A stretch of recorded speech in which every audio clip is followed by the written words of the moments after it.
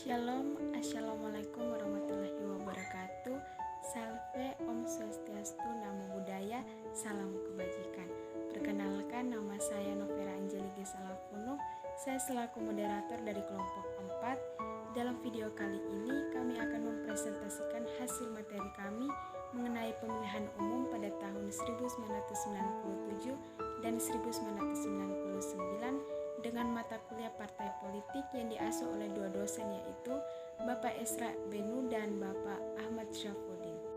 Baik, langsung saja kita ke pembahasan yang pertama yang akan dibawakan oleh saya sendiri, yaitu tentang dasar hukum pemilihan umum pada tahun 1997 dan 1999. Yang pertama, dasar pemilihan umum pada tahun 1997 sebagai berikut. 1. Ketetapan MPR nomor 2/MPR/1993 tentang GBHN dan ketetapan MPR nomor 3/MPR/1993 tentang pemilihan umum. Yang kedua, Undang-Undang nomor 5 tahun 1996 tentang pemilihan umum. Yang ketiga, Peraturan Pemerintah nomor 36 tahun 1985. Yang keempat, Peraturan Pemerintah nomor 37 tahun 1996. Yang kedua, dasar hukum pemilihan umum pada tahun 1993 yaitu terletak pada Undang-Undang nomor 3 tahun 1999 tentang pemilihan umum yang telah menetapkan Komisi Pemilihan Umum sebagai penyelenggara pemilihan umum yang anggotanya terdiri dari wakil-wakil partai politik, peserta pemilihan umum, dan wakil pemerintah. Nah, dalam sistem pemilihan umum pada tahun 1997 dan 1999 ini sama, yaitu menganut sistem perwakilan berimbang atau proporsional dengan stelsel terdaftar, yaitu stelsel terdaftar pada tahun 1997 yang diikuti hanya 3 partai saja. Selanjutnya, materi akan disampaikan oleh teman saya. Pemilu tahun 1997 dan tahun 1999. A. Dasar hukum pemilu undang-undang. Yang pertama, dasar hukum pemilihan umum tahun 1997. Yang pertama ialah ketetapan MPR nomor 2 atau MPR tahun 1993 tentang garis-garis besar haluan negara dan ketetapan MPR nomor 3 atau MPR tahun 1993 tentang pemilu. Yang kedua, Undang-Undang nomor 5 tahun 1996 tentang pemilihan umum. Yang ketiga, Peraturan Pemerintah nomor 36 tahun 1985. Yang keempat, Peraturan Pemerintah nomor 37 tahun 1996. Dan selanjutnya ialah sistem pemilu pada tahun 1997 dalam memilih DPR dan DPRD. Nomor 2, dasar hukum pemilihan umum tahun 1999. Yang pertama ialah dasar hukum yang ada pada pemilu tahun 1999 terletak pada Undang-Undang Pemilihan Umum nomor 3 tahun 1999 tentang sistem pemilu pada tahun 1999 sama dengan pemilu tahun 1997, yaitu sistem perwakilan tentang berimbang proporsional dengan stelsel daftar. B. Tujuan dan jenis pemilu ialah A. Secara umum tujuan dari pemilu adalah membentuk pemerintah baru dan perwakilan yang benar-benar bekerja untuk meningkatkan kesejahteraan rakyat. Tujuan pemilu dilaksanakan adalah untuk memilih yang pertama presiden dan wakil presiden, yang kedua anggota DPR, yang ketiga anggota DPD, yang keempat gubernur dan wakil gubernur, yang kelima anggota DPRD provinsi, yang keenam bupati, wakil bupati, wali kota, wakil wali kota, dan anggota DPRD atau kabupaten kota. Tujuan pemilu menurut KPU di Indonesia antara lain yaitu yang pertama, sebagai sarana perwakilan politik di mana rakyat dapat memilih perwakilannya untuk menyuarakan aspirasi dan kepentingannya. Yang kedua, kedua, pemilu sebagai sarana suksesi kepemimpinan secara konstitusional. Yang ketiga, pemilu sebagai sarana pemimpin politik memperoleh legitimasi. Yang keempat, pemilu sebagai sarana partisipasi masyarakat. B. Jenis pemilu yang ada pada tahun 1997 dan 1999 adalah sebagai berikut. Yang pertama, pemilihan umum yang terjadi pada tanggal 29 Mei tahun 1997 adalah pemilu untuk memilih anggota Dewan Perwakilan Rakyat yaitu DPR serta perwakilan rakyat daerah yaitu DPRD tingkat 1 provinsi, kabupaten atau kota dan seluruh Indonesia, serta pada pemilihan umum yang terjadi pada tanggal 1 Juni 1999 adalah untuk memilih 462 anggota Dewan Perwakilan Rakyat yaitu DPR serta Dewan Perwakilan Rakyat Daerah DPRD tingkat provinsi. Terima kasih atas kesempatan yang sudah diberikan kepada saya. Perkenalkan, nama saya Yesi Asa, NIM 2003040006. Baik, saya akan melanjutkan dari teman saya yaitu Fitri. Saya akan melanjutkan di sini yang bagian C. Serta partai politik pemilu tahun 1997 dan 1999. Baik, masuk dalam tahap pertama yaitu tahun 1997. Yang pertama, nama-nama partai. Nama partai yang pertama yaitu Partai Golkar.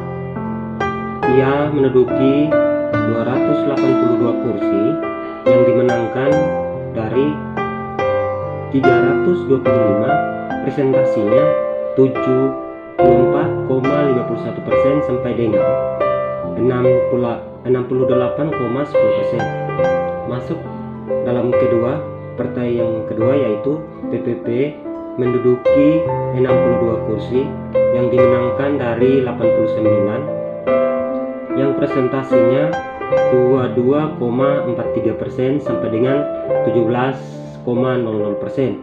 Masuk dalam partai PDIP. Partai PDIP diduduki 56 kursi yang dimenangkan oleh 11 dan presentasinya 3,06% sampai dengan 14,89%. Masuk dalam tahap berikut yaitu saya akan menyebutkan nama-nama partai sekaligus jumlah kursi saat pemilu.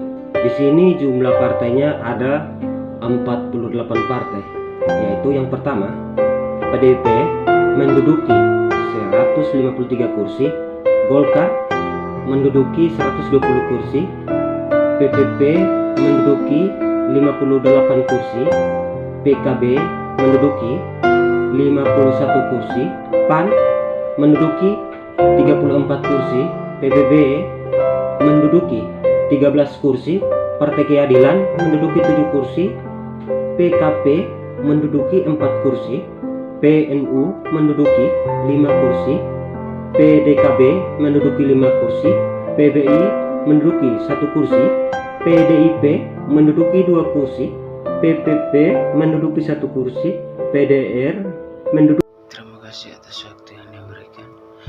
Saya akan melanjutkan di poin D, partai pemenang pemilu. Hasil pemilu 1997. Pemungutan suara diselenggarakan tanggal 29 Mei 1997. Hasilnya menunjukkan bahwa setelah pada pemilu 1992 mengalami kemerosotan, kali ini Golkar kembali merebut suara pendukungnya. Perolehan suara mencapai 74% atau naik 6,41. hasil pemilu 1999. Pada pemungutan suara yang diselenggarakan pada tanggal 7 Juni 1999, hasil menunjukkan bahwa Partai PDIP keluar sebagai pemenang dengan perolehan suara 33,74%. Meski keluar sebagai pemenang, namun Megawati sebagai Ketua Umum tak serta merata menjadi presiden karena pada waktu itu presiden dan wakil presiden masih dipilih oleh anggota MPR. Terima kasih. Yang berikutnya saya akan menjelaskan poin E, yaitu jumlah pemilih. Partisipasi pemilih dalam setiap penyelenggara pemilu selalu memprihatinkan.